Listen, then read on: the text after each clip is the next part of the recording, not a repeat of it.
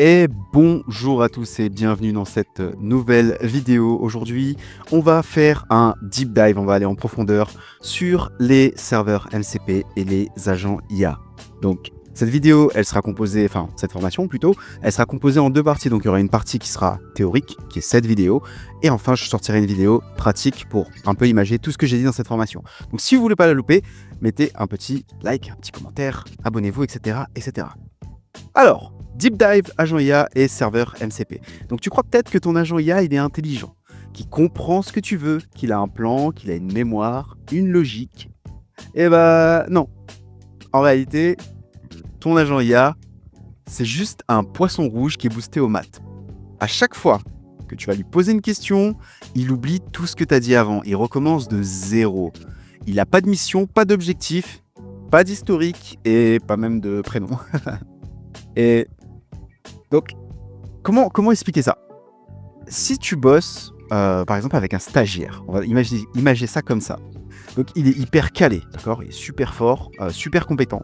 Mais chaque matin, quand il se réveille, il a oublié qui tu es, ce que tu fais et ce que tu lui as demandé la veille. Et tu dois lui redire chaque jour. Imagine que ton stagiaire, par exemple, j'en ai un, et il bosse sur des vidéos YouTube.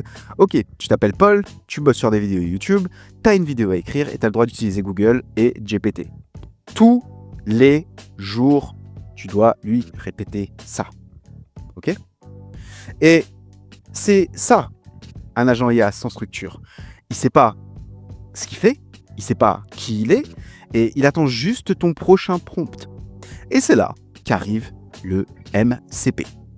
Donc, chapitre 2, c'est quoi le MCP? Donc, modèle, contexte, protocole. Alors, le MCP, c'est pas une appli, c'est pas un site, c'est pas une extension Chrome. Le MCP, c'est un protocole, donc modèle, contexte, protocole. Et ce protocole, il te permet de structurer un agent comme si tu lui installais un cerveau d'ingénieur.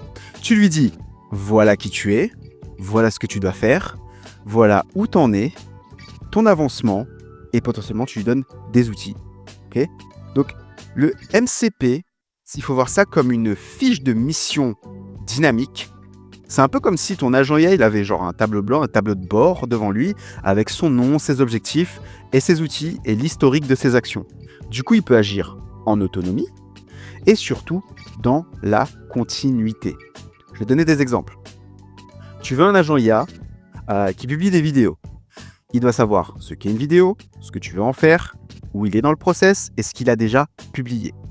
Tu veux un agent IA qui rédige des newsletters, il doit se rappeler des dernières newsletters envoyées, du ton, du public cible, etc. Et bah, c'est ça que le MCP rend possible. Donc, concrètement, un modèle contexte protocole, c'est composé de 7 blocs. Okay, et on va voir ça tout de suite dans le chapitre 3, les 7 blocs qui composent l'architecture d'un MCP. Et tu verras, ça va être ouf parce que je vais dire pourquoi on ne bosse pas comme ça depuis le début, en fait. Donc, maintenant, on rentre dans le concret. On rentre dans le concret. Donc, un agent IA structuré avec un MCP, c'est pas juste un robot qui attend des ordres. Hein. C'est un cerveau, ok? C'est un cerveau qui est organisé en 7 blocs. Et chaque bloc a un rôle super clair. Donc, je vais te présenter un petit peu c'est quoi les différents blocs. Et on va commencer tout de suite par le premier bloc, qui est la base, c'est l'identité. Identité, qui tu es. L'identité de l'agent. Donc, ça paraît évident, hein, mais sans ça, ton IA, c'est juste une voix dans le vide. Donc, par exemple, je suis un assistant YouTube francophone spécialisé en intelligence artificielle. Je m'appelle Noctis et je t'aide à produire des vidéos IA chaque semaine, par exemple. Et pour donner un côté métaphorique à ça, c'est comme si c'était sa carte d'identité. Tu sais, ce que tu mets en haut du CV, parce que si ton agent IA pense qu'il est plombier, eh ben bon courage pour l'envoyer faire de la recherche sur de l'IA. Ok? Ça, c'est le premier bloc, c'est l'identité. Ensuite, on a le second bloc, qui est le goal, ce que tu dois accomplir. Donc, ton agent, il a besoin d'une mission claire. Okay, par exemple, dans notre cas, ce serait publier une vidéo par semaine sur YouTube. Okay, et sa mission, on devrait dire ça comme la quête, en fait, le but. Tu vois, qu'est-ce qu'il doit faire? Ensuite, on arrive sur le troisième bloc. Okay, c'est les tools, les outils, ce qu'il peut utiliser. Parce que même un agent super bien motivé, etc., tout ce que tu veux, Sans outils, il fait rien. Okay, il a besoin d'outils. Donc, par exemple, tu peux mettre des outils comme GPT-4, Whisper, Firecrawl, des outils de scrapping, rédaction d'email, etc., etc. Tous les outils qui composent un agent IA. Donc ça, c'est entre guillemets sa ceinture, tu sais, Batman. Tu vois, tu lui files un grappin, batarang, l'émetteur, enfin bref, un pistolet, tout ce que tu veux. Bah, c'est ici, ok, dans ce bloc-là, dans ce bloc numéro 3, qu'on liste ça. Ensuite, tu as le bloc numéro 4, le plan, l'ordre des étapes. Parce que si tu lui dis rédige une vidéo, mais que tu précises pas comment, eh ben, malheureusement, il va galérer. Okay, exemple, générer un plan. 2, tu rédiges le script. 3, tu crées l'email. 4, tu publies. 6, tu envoies l'email. 7, tu pars sur un post LinkedIn. Et en gros, c'est sa feuille de route, c'est son GPS en gros. Parce que sans plan, ok, il a un but, mais si tu lui donnes pas de plan, il va prendre des chemins bizarres. Et au pire encore, il tourne en rond, tu vois. Et enfin, on arrive, il y en a encore quelques-uns, mais on a le bloc numéro 5, qui est State, où tu en es maintenant, donc State. C'est l'état actuel de la mission, en gros. En attente, par exemple en attente du script, ou script validé, ou prêt à être publié, idée proposée, etc., etc. Donc métaphoriquement, ce serait comme dans un jeu vidéo, tu sais, quand tu ouvres ton journal de mission ou de quête, bah, tu as l'avancement, tu sais, tu es à l'étape 2 sur 4 ou 2 sur 6, etc., etc., pour ceux qui savent. Enfin, on arrive sur le bloc 6, qui est Memory, donc ce que tu dois te rappeler. Donc là, tu stockes les infos qu'il doit retenir sur le long terme. Exemple, dernier script généré, c'est le sujet des serveurs MCP. Dernier titre utilisé, le titre ce serait « Tu utilises mal ton agent IA ». Voilà, ok. Et pour donner un côté métaphorique à ça, ce serait sa valise de souvenirs. Okay, il n'y a pas besoin de tout garder, juste ce qui l'aide à mieux bosser, ce qui va lui donner le plus de contexte. Donc ensuite, pour terminer, on va avoir le bloc numéro 7 qui est le log. Donc ce que tu as déjà fait. Donc ça, c'est son historique. C'est pas juste pour savoir ce qu'il a fait, mais aussi pour rejouer, débugger, améliorer. Okay, par exemple, le 6 mai, transcription faite. Le 7 mai, mail envoyé. Le 8 mai, GPT il a planté. Le 9 mai, upload fait. Et en gros, c'est son journal de bord comme un capitaine de navire. S'il y a un bug ou une incompréhension, il peut revenir dessus. Donc, avec ces 7 blocs-là, t'as pas juste un chatbot, tu vois. T'as un agent IA qui sait ce qu'il est, qui sait ce qu'il fait, avec quoi, où il en est, ce qu'il a retenu et ce qu'il a déjà accompli. C'est pas forcément de la magie, c'est un protocole en fait, tout simplement. Et maintenant, tu vas voir, dans le prochain chapitre, pourquoi c'est tellement au-dessus des prompts, juste du prompt basique, ou du buffer memory qu'on peut retrouver par exemple sur NNN. Ok, chapitre 4, prompt vs buffer versus MCP. Donc, pourquoi le MCP est différent? Ok, là tu pourrais te dire, ouais, mais mon agent fonctionne déjà avec un prompt et j'ai activé la mémoire, donc le memory buffer. Donc c'est pareil, non? Eh ben non, justement. C'est que, en fait, là, c'est un agent qui a peu de souvenirs et surtout zéro cerveau. Donc, on va rentrer dedans. Donc le prompt. Le problème du prompt, en fait, c'est que tu recommences tout à chaque fois. Le prompt, c'est la base. C'est ce que tu tapes pour déclencher ton agent. Si tu as un bon prompt, ouais, il peut faire des trucs cool, carrément. Mais à chaque nouveau message, en fait, tu vas recommencer. Il oublie tout ce que tu as fait avant, il ne sait pas pourquoi il est là. Tu dois tout lui redire à chaque fois, en fait, avec un prompt. Et ça vous est sûrement déjà arrivé avec ChatGPT, par exemple, de parler avec l'intelligence artificielle et il a oublié, par exemple, 5-6 messages, il les a pas mis dans le contexte. Okay, c'est comme si, chaque matin, tu devais rappeler à ton stagiaire que il bosse ici. Genre littéralement, hein. Genre bonjour, tu t'appelles Paul, tu bosses sur des vidéos IA et aujourd'hui on va écrire un script. Et demain, tu recommences. Et tous les jours, tu fais ça.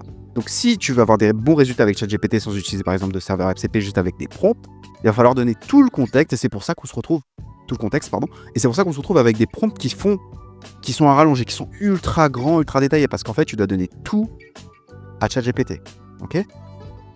Maintenant, passons au buffer. Donc le buffer memory, c'est ce qui se trouve sur NNN. Donc on va rajouter de la mémoire à l'agent IA. Donc le buffer, il se souvient, mais il ne comprend pas. Donc le buffer, c'est l'historique de la conversation.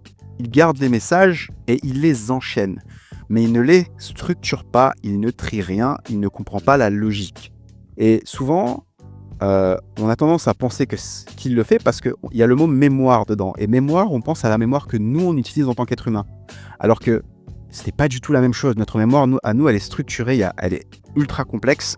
Et ça n'a rien à voir avec juste un log, un historique basique et de base que vous avez, par exemple, dans un agent IA sur NNN.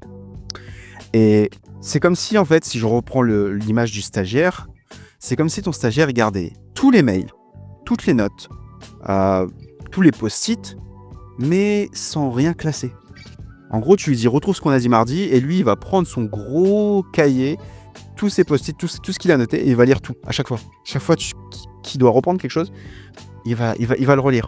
Il va relire tout, ok ? Mais bien sûr, entendu, il faut que tu lui dises de le faire. Il le fera pas de lui-même. Donc c'est ça la différence avec le buffer memory et les MCP. Et enfin, si on reprend le MCP, c'est un cerveau qui est structuré. Et là, c'est pas juste un historique, c'est pas juste un prompt en fait. C'est un système logique avec une vraie structure autour. Concrètement, il sait qui il est, ce qu'il doit faire, où il en est, ce qu'il a le droit d'utiliser et ce qu'il a déjà accompli. Et c'est comme si tu donnais à ton stagiaire, pour reprendre l'image du stagiaire, une fiche de poste, une to-do list, une mémoire et un tableau de suivi. Résultat, il peut bosser sans toi et il progresse dans sa mission. Donc, si on pouvait donner un tableau comparatif, très simple, vous voyez que si on parle de persistance dans l'information, le prompt ne l'a pas, le memory buffer là, par contre, le MCP là. La structuration, c'est pareil. Les objectifs définis, c'est pareil. Le plan d'action, c'est la même chose. Et la collaboration possible, il n'y a pas de collaboration possible quand vous avez juste un prompt et la mémoire. Donc, je pense que tu commences là actuellement à voir le niveau. Donc le MCP, c'est pas juste un prompt amélioré, c'est une architecture mentale pour des agents IA. Vois ça comme humaniser en fait l'agent IA, tout simplement. Donc maintenant, je vais t'expliquer concrètement avec la logique client IA, client MCP pardon, et serveur MCP. Donc chapitre 5, client versus serveur MCP. Mais ils sont où ces blocs MCP? Donc tu comprends maintenant ce qu'est un MCP, tu vois. C'est une structure, c'est un cerveau pour agent IA. Mais ce cerveau, où est-ce qu'il est? Il vit où, comment on le stocke et qui y accède? Et c'est là qu'entre en jeu la logique client MCP et serveur MCP. Ok? Donc le client MCP, c'est ton agent IA. Le client, c'est par exemple un agent CrewAI, LangChain, Autogen, NNN, et c'est lui qui va lire le MCP, le comprendre et l'utiliser pour bosser. Par exemple, un agent CrewAI qui doit publier une vidéo sur YouTube. Voilà. Et enfin, donc ça c'est le client MCP, et enfin tu vas avoir le serveur MCP. C'est là où vit le contexte de l'agent IA, donc le contexte du client MCP. Donc le serveur, c'est là où tu stockes le contexte de ton agent. Ça peut être via un fichier JSON, une base de données, un Google Sheet, une API ou un workflow NNN. Et c'est là justement qu'on place les 7 blocs du MCP. Donc son identité, son objectif, ses outils, son plan, son état et son historique. Ok ? Et donc, quand tu arrives à faire tout ça, ultra instinct Sangoku, tu vois. Donc ton agent, il va lire le contexte sur le serveur, bosser et mettre à jour de lui-même, changer son état, ajouter un log, enrichir sa mémoire. C'est ça le cerveau en fait, c'est un agent autonome qui lit, agit et surtout se souvient. Ok ? Le client MCP, c'est le cerveau actif, ok ? Et le serveur MCP, c'est son agenda et c'est son poste de travail, son dossier de mission. Donc s'il perd le serveur MCP, il perd son identité, il perd qui il est. Ok ? Imagine. Je construis un agent dans CrewAI et je lui dis « Va lire ta mission dans ce Google Sheet. Utilise GPT pour rédiger une intro, mets à jour ton état dans le même fichier et note ce que tu as fait dans le log. » Boum. Ça, c'est un vrai agent IA. Pas juste une suite de prompts, tu sais, une suite d'échelons, tu vois, d'étapes précises et qui sont toujours les mêmes que tu fais avec un workflow, par exemple, sur NNN. Ok ? Donc, je pense que tu as compris le principe. J'essaie de vulgariser au maximum. Et là, tu te dis peut-être, est-ce que je crée moi-même ce serveur ou est-ce que j'utilise une plateforme qui va le faire déjà? Et c'est justement ce qu'on va voir aujourd'hui dans ce dernier chapitre. Pas ce dernier chapitre, qu'est-ce que je raconte? Le chapitre 6, qu'est-ce que je raconte toi? Donc, chapitre 6, plateforme MCP vs serveur MCP. A.k.a. je fais tout moi-même ou j'utilise une solution prête à l'emploi. Donc maintenant que tu as pigé la logique client-serveur, il y a la question qui vient, c'est est-ce que je construis mon propre serveur MCP ou est-ce que j'utilise une plateforme déjà prête qu'on voit beaucoup, qui est par exemple CrewAI, Firecrawl et plein de sites internet qui proposent des plateformes MCP. Aujourd'hui, il existe plein de plateformes, donc CrewAI, Firecrawl, Autogène, etc. Et toutes ces plateformes, ils te permettent de justement avoir ton propre serveur, enfin, ils te hostent un serveur MCP. Et chaque plateforme a ses avantages et ses inconvénients. Mais en grande majorité, voici les avantages et les inconvénients d'aller sur ces plateformes-là. Donc les avantages, c'est que tu n'as rien à coder, c'est rapide à mettre en place, c'est souvent très bien pensé. Et les inconvénients, c'est que tu dépends de leur interface et tu peux pas tout personnaliser, tu paies souvent un abonnement. Ce qui, en soi, n'est pas des gros inconvénients, en soi. Mais si aujourd'hui, tu fais de l'IA comme ça, c'est largement suffisant. Aujourd'hui, si tu veux faire un IA d'une manière professionnelle, on part plutôt sur créer ton propre serveur MCP via NNN, Firebase, Notion, Google Sheet, etc. etc. Donc, les avantages, c'est que forcément, tu as un contrôle total. Tu peux créer des trucs ultra sur mesure, ultra sur mesure, et tu l'intègres à ton système qui est existant, ton écosystème existant, pardon. Et l'inconvénient, c'est que forcément, ça demande un peu plus de connaissances au début, et tu dois connaître un minimum les workflows. Tu dois connaître comment setup tout ça. Donc, si je vous donne une petite métaphore, utiliser une plateforme MCP, c'est comme travailler dans un coworking qui est haut de gamme. Donc tu as tout ce qu'il faut, tout est branché, mais tu peux pas bouger les meubles et tu peux pas amener ton propre serveur en gros. Alors que créer ton propre serveur MCP, c'est comme travailler dans ton propre atelier, dans ton propre bureau. Alors au début, c'est un peu plus long forcément, mais après, c'est chez toi et tu fais ce que tu veux. Tu vois. Donc on arrive sur le chapitre 7. MCP versus Vector Database, a.k.a. il y a déjà une base de vecteurs de données, et est-ce que ça suffit ou pas? Donc bien évidemment, c'est une question qui revient tout le temps, Est-ce que le MCP remplace une base de vecteurs ou c'est complémentaire? Et on va voir ça tout de suite. Donc c'est vraiment la confusion classique, ça, c'est tu bosses avec une base de vecteurs, genre Pinecone, Weaviate, ou même Chroma, et tu te dis, j'ai déjà de la mémoire. Pourquoi me prendre la tête avec un MCP? Alors, la réponse est simple. Les deux, ils n'ont pas du tout le même rôle. Donc, quand tu pars d'une base vectorielle, donc Vector Database, c'est une mémoire documentaire. Donc, une Vector Database, elle sert à retenir et rechercher de l'information textuelle ou sémantique. Okay, je vais faire une vidéo dédiée à ça un jour, donc je ne vais pas trop m'attarder là-dessus. Mais en fait, ce que ça sert, c'est à retenir et à rechercher de l'information textuelle ou sémantique. Donc c'est parfait pour faire du RAG, donc Retrieval Augmented Generation, genre retrouve-moi la FAQ, retrouve-moi un point précis dans cette FAQ, j'ai mis un PDF, retrouve-moi exactement quel passage de ce PDF est bon pour cette question-là, par exemple, ou quelles sont les vidéos qui parlent, par exemple, je sais pas, du MCP, par exemple. Et en gros, c'est comme un gros cerveau qui est encyclopédique, donc très bon en recherche, mais il sait pas pourquoi il cherche. Ni ce qu'il est censé faire après. Donc, à l'inverse, un MCP, donc c'est une mémoire personnelle plus une logique d'action. Donc le MCP, lui, c'est pas une base de données. En fait, c'est une structure mentale de ton agent IA. Il contient pas tout. C'est clair qu'il contient pas tout, mais juste ce que l'agent doit savoir pour bosser intelligemment.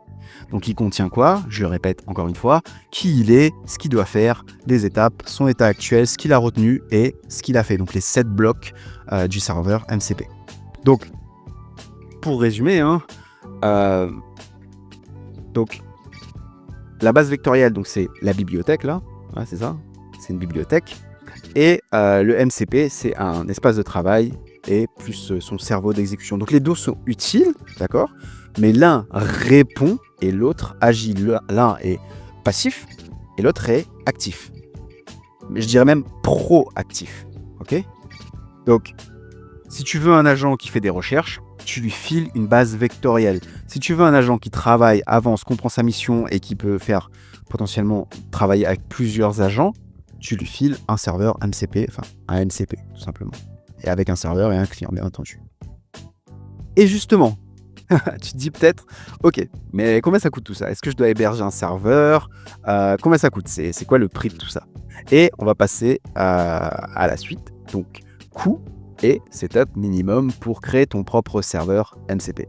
Donc, faut-il être un ingénieur pour faire tourner un cerveau IA?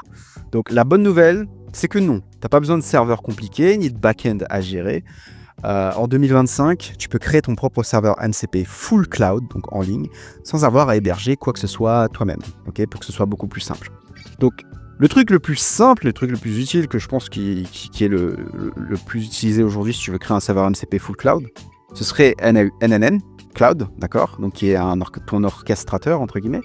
Google Sheet, qui est ton espace de stockage MCP, comme une base de données un peu simplifiée, OpenAI pour les outils, GPT-4, Whisper, etc. Et CrewAI qui appelle serveur MCP. Bon, en termes de coût, c'est que dalle, 20 € pour NNN. GPT-4, 1 à 3 $ en fonction de ton utilisation. Et Google Sheet, c'est gratuit. CrewAI, c'est gratuit. Donc voilà. Un truc à noter, c'est que tu peux tout faire sans coder ou presque. Très peu de code. Avec NNN, tu peux créer un serveur MCP visuel où chaque nœud gère un bloc, donc goal, memory, logs, et tu peux connecter ton Google Sheet en quelques clics. Et une fois que tu as ton serveur, tu peux accéder depuis CrewAI, Zapier ou un autre workflow ou un agent personnel. Donc tu construis littéralement une API de contexte IA sans jamais toucher à du back-end, ou très très peu. Je ne vais pas dire jamais, parce qu'au final, je pense que tu touches quand même à du back-end, mais très peu, ok? Donc, ça, c'était ce que je voulais vous dire par rapport au serveur MCP. Maintenant, j'aimerais faire un petit chapitre bonus qui va parler de MCP versus non-MCP. Et là, regardez-moi, c'est moi qui vais parler. Il n'y aura pas grand-chose qui va se passer à l'écran. Dans un système classique, vous voyez, comme ChatGPT ou GPT dans un NNN, chaque interaction avec l'IA, c'est souvent statique. Donc l'IA ne se souvient pas forcément de ce qui a été dit dans le passé. Isolée aussi, c'est qu'elle n'a aucun lien, elle est vraiment enfermée dans un espèce d'une espèce de boîte noire où elle collabore à un instant T. Elle est entièrement dépendante de ton prompt, et c'est pour ça que le prompt engineering est très puissant, mais si vous voulez mon avis, un petit hint sur l'avenir, c'est que le prompt engineering deviendra de moins en moins puissant parce qu'avec les MCP, vous allez pouvoir donner beaucoup plus de contexte sans avoir forcément un prompt qui est énorme. Et elle est rigide aussi, cette interaction, parce que elle suit des instructions comme un bot en fait. Donc si le besoin il devient un peu plus dynamique ou il faut un peu plus s'adapter, l'IA ne va pas pouvoir s'adapter et réagir. Donc les avantages d'utiliser une IA comme ChatGPT et sans MCP, c'est que c'est facile à mettre en place, c'est rapide à exécuter et c'est à la portée de tout le monde. Les limites, c'est que tu dois tout contrôler toi-même. Donc t'es pas un agent, c'est juste un assistant qui est ponctuel en fait, tout simplement. Et avec par exemple les serveurs MCP, vous avez un agent IA qui est contextuel, qui est vivant, qui est stratégique, ok, et qui introduit une gouvernance, si tu veux, avec de l'intelligence artificielle. Ça signifie que justement que l'IA, c'est pas simplement un simple exécutant, ça devient vraiment une entité qui est consciente de sa mission, de son profil, de l'environnement et des outils à disposition. Donc avec un MCP, vous avez une mémoire qui est structurée, d'accord? L'agent IA peut se souvenir de tout ce que tu fais, ce que tu dis, ce que tu as pu discuter avec lui sur les différentes semaines. Aussi, elle est multi-rôle, c'est-à-dire que dans un serveur MCP, beaucoup d'agents peuvent collaborer ensemble. Okay, la logique, elle est dynamique et flexible, c'est-à-dire que l'agent n'a pas besoin d'un prompt parfait à chaque fois où tout est écrit comme on a eu jusqu'à présent dans les agents IA. Il connaît l'objectif, le style et les contraintes. Et bien évidemment, il s'adapte en temps réel. Il peut changer le plan, la stratégie, la manière de t'assister si ton contexte, il évolue. Okay, les avantages, c'est que l'IA, ça devient proactive. L'IA devient humaine. Elle devient contextualisée. Et la seule limite à ce niveau-là, comparé au non-MCP, c'est que il faut lui fournir un contexte. Et c'est ça le plus important, c'est que il faut lui fournir un contexte structuré. Il faut qu'elle puisse comprendre. Il faut que tu puisses la nourrir avec un contexte. Le contexte, c'est des fichiers Google Source, Google Sheets, de la data, des données sur toi. Enfin, plus tu vas lui donner un bon contexte, moins ce sera difficile pour elle de comprendre ce que tu veux. Ok. Alors, j'insiste bien sur une chose, c'est que un agent IA avec MCP et non MCP, c'est pas une histoire de résultat. C'est-à-dire que parfois, vous n'avez pas besoin d'un agent avec un MCP pour avoir des résultats, surtout pour des tâches qui sont simples. Imagine, j'ai noté ces deux exemples-là. Vous créez un coach IA pour 6 mois, d'accord ? Sans MCP, vous allez devoir lui rappeler votre poids chaque semaine, ce que vous ressentez, les objectifs. Par contre, si vous lui donnez un serveur MCP avec un contexte suffisant, il connaît déjà tout ça. Il suit, il analyse. Vous n'avez même pas besoin de tout remettre. Il suit. Il va vraiment vous suivre comme si c'était un vrai coach. Ok ? Et il vous accompagne. Et il va même se trouver il va adapter le programme en fonction de comment vous parlez avec lui. Ok ? Un autre exemple, c'est un assistant éditorial IA. Donc, sans MCP, vous devez formuler un prompt à chaque fois. Et comme je vous dis, un prompt, c'est, vous savez, les prompts bien denses qu'on doit faire. Et avec un MCP, il connaît déjà tout. Tu vois ? Si vous avez mis un contexte, il connaît ton, il connaît ton audience, il connaît ta ligne éditoriale, il connaît les vidéos que tu as envoyées par le passé, il connaît tes stats, sans que tu demandes et sans que tu le remets sur la table à chaque fois. D'accord ? Et c'est ça en fait. La conclusion, c'est que le MCP, quand je dis le MCP, c'est le modèle contexte protocole, mais ça vaut IA, pas avec le serveur MCP. Ça englobe tout ça avec client MCP et un serveur MCP. Donc, c'est pas indispensable pour faire de l'IA. Mais il devient fondamental dès que tu veux que ton IA comprenne, mémorise, s'adapte, coopère et t'accompagne dans la durée. D'accord ? Donc, sans MCP, tu fais parler un cerveau artificiel et avec MCP, tu travailles avec une équipe intelligente. La différence n'est pas dans ce que l'IA peut faire, mais dans comment elle le comprend, pourquoi elle le fait et ce qu'elle apprend au passage. Et, bien entendu, quand la tâche doit être plus compliquée, d'accord, on est forcément obligé de passer par un serveur MCP. Quand vous devez faire des missions qui durent longtemps et que vous voulez vraiment déléguer et avoir vraiment une vraie personne presque en tant qu'assistant ou sur une tâche, le serveur MCP rendra ça possible, ce qui n'était pas possible avant. Et donc voilà, on a fini pour cette vidéo. Donc dans la prochaine vidéo, c'est la partie théorique, la partie pratique, pardon. Donc like, abonne-toi, on vise les 2000 abonnés avant la fin de l'année, avant la fin de juillet, pardon. Non, de l'été. On vise les 2000 abonnés avant la fin de l'été. Donc abonne-toi et à 2000 abonnés, on sortira la partie 2, donc la mise en pratique. Voilà, c'était tout. Ciao, ciao, à la prochaine.